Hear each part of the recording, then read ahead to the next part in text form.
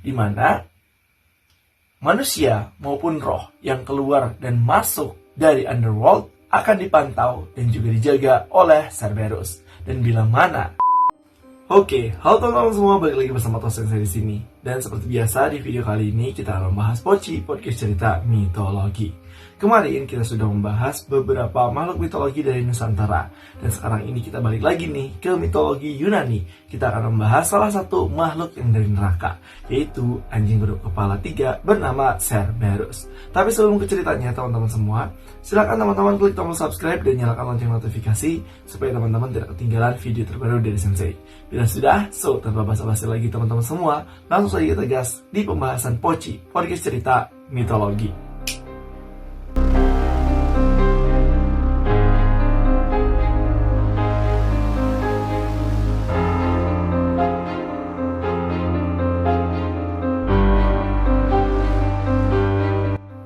Karena Cerberus ini dari kecil sampai dewasa diadopsi bahkan dirawat dengan sangat baik oleh Dewa Hades, maka dari itu Cerberus sangat setia dan loyal kepada Dewa Hades. Karena kesetiaan dan juga loyalitasnya kepada Dewa Hades, oleh karena itu Cerberus ditugaskan oleh Dewa Hades untuk menjaga gerbang masuk wilayah Dewa Hades, yaitu Underworld, di mana manusia maupun roh yang keluar dan masuk dari Underworld akan dipantau dan juga dijaga oleh Cerberus. Dan bila mana ketahuan nih manusia maupun roh yang akan keluar atau masuk melewati gerbang Underworld ini tanpa seizin Dewa Hades, maka Cerberus akan langsung melahap mereka.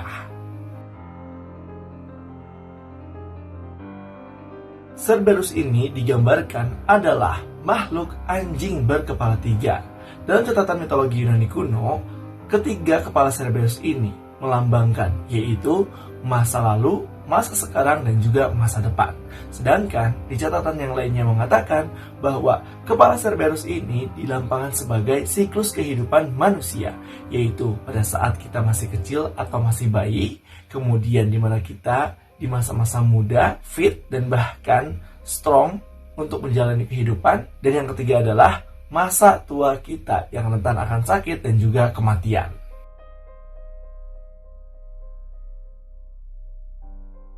Selain itu, Cerberus juga memiliki beberapa skill yang sangat luar biasa. Yang pertama, skill dari Cerberus adalah mampu menggigit dan juga memakan roh-roh yang sudah mati dari alam baka. Bila ada roh-roh yang lepas nih, maka Cerberus akan menggigitnya dan langsung memakannya. Selain itu juga, di salah satu kepala Cerberus ini ada yang bisa mengeluarkan api neraka yang begitu panas, yang membuat manusia maupun roh akan meleleh bila mana terserang oleh api yang dikeluarkan oleh Cerberus. Yang ketiga, dikatakan juga bahwa air liur Cerberus ini sangatlah beracun. Digambarkan bahwa bila air liur Cerberus ini menetes ke tanah, maka tanah tersebut pun akan langsung membekas, seperti halnya tetesan sebuah lava. Kemudian dikatakan juga di salah satu kepala Cerberus ini ternyata Cerberus memiliki kemampuan yang hampir sama dengan kemampuan Medusa, yaitu mampu merubah manusia menjadi batu. Jadi kesimpulannya adalah masing-masing kepala Cerberus ini memiliki kekuatan dan skill masing-masing. Dari mulai menyemburkan api, air liur yang sangat beracun, bahkan mampu merubah manusia menjadi batu.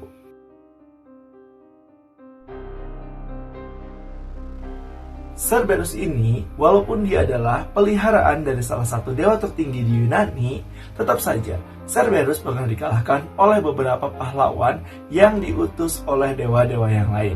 Dan pahlawan-pahlawan ini adalah pahlawan setengah dewa atau bisa kita kenal sebagai demigod, yaitu salah satunya adalah oleh Hercules. Nah, Cerberus ini merupakan salah satu dari tugas Hercules untuk menebus dosanya.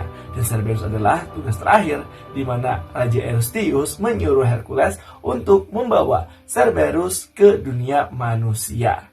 Dan pada saat perjalanan untuk membawa Cerberus ke dunia manusia, Hercules ini meminta izin dulu dong kepada pamannya, yaitu Dewa Hades. Karena seperti yang kita tahu bahwa Dewa Hades merupakan kakak pertama dari 3 bersaudara dewa tertinggi, yaitu Hades, Poseidon, dan juga Dewa Zeus. Setelah meminta izin kepada Dewa Hades pun langsung mengajukan persyaratan agar Cerberus bisa dibawa ke dunia manusia. Dia mengatakan Kau boleh membawa Cerberus, tetapi kau harus mengalahkan Cerberus terlebih dahulu dengan tangan kosong.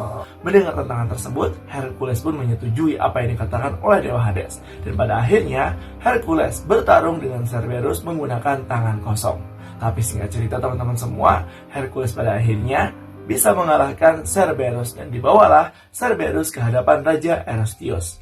Pada saat dibawa ke dunia manusia, ternyata membuat semua orang ketakutan pada saat melihat Cerberus. Bahkan Raja Eurystheus sendiri sampai kencing di celana pada saat melihat Cerberus ada di depan matanya. Oleh karena itulah, Raja Eurystheus menyuruh Hercules untuk mengembalikan Cerberus kepada Dewa Hades. Dan Hercules pun berhasil menyelesaikan 12 tugasnya. Selain dikalahkan oleh Hercules, Cerberus juga pernah dikalahkan oleh Orpheus. Nah, Orpheus ini adalah musisi paling terkenal dalam mitologi Yunani kuno. Pada suatu hari, Orpheus ini bersama istrinya sedang di taman. Namun istrinya mendapati musibah karena digigit oleh ular beracun sehingga istrinya meninggal dunia. Hari-hari setelah istrinya meninggal dunia, Orpheus ini sangat sedih. Bahkan dia tidak bisa menciptakan lagu-lagu yang sangat luar biasa.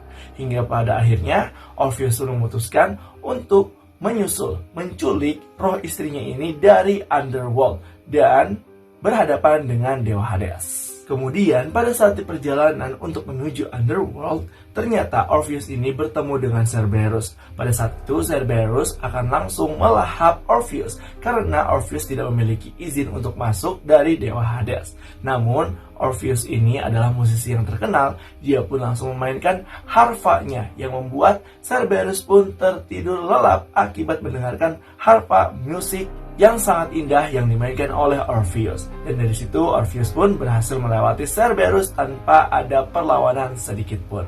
Nah, itulah dia teman-teman semua terkait kisah Poci, podcast cerita mitologi kali ini yang mengisahkan kisah hewan penjaga neraka, yaitu anjing berkepala 3 Cerberus. Jadi gimana nih buat teman-teman semua terkait kisah kali ini? Apakah seru atau punya pendapat lain? Silahkan isi di kolom komentar ya. Dan jangan lupa untuk like, komen, dan subscribe. Nyalakan lonceng notifikasi supaya teman-teman tidak ketinggalan video-video terbaru dari Sensei. Bila sudah, sampai jumpa di video selanjutnya. Bye-bye semuanya.